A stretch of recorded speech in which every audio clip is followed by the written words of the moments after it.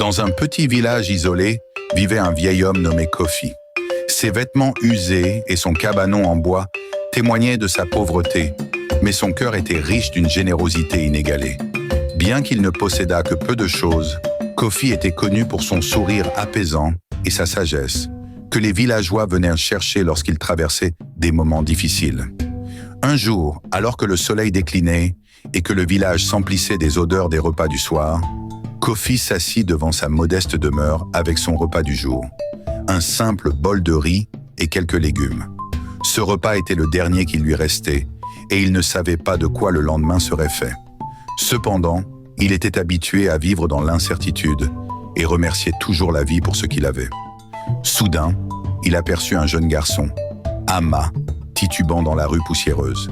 Ama, orphelin depuis peu, errait dans le village à la recherche de quoi se nourrir. Ses joues creuses et son regard vide témoignaient de plusieurs jours passés sans manger. Kofi sentit une douleur poignarder son cœur en voyant l'état de l'enfant. Sans hésiter, Kofi fit un geste de la main pour inviter Ama à s'approcher. Il posa délicatement le bol devant lui et dit d'une voix douce « Mon enfant, mange. Tu as besoin de cela plus que moi. » Ama hésita, les larmes aux yeux, mais la faim finit par l'emporter. Il mangea lentement, presque religieusement, tandis que Kofi le regardait avec un sourire bienveillant, malgré son propre estomac vide. Cette nuit-là, Ama trouva refuge auprès du vieil homme, et une relation spéciale naquit entre eux. Le geste de Kofi ne passa pas inaperçu. Les villageois, émus par son sacrifice, commencèrent à le soutenir en lui offrant de la nourriture et des biens essentiels. Ce simple acte de bonté déclencha une vague de solidarité dans la communauté.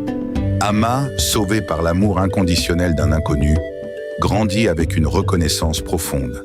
Des années plus tard, devenu un homme prospère, il revint dans le village pour prendre soin de Kofi, lui offrant enfin le confort qu'il méritait.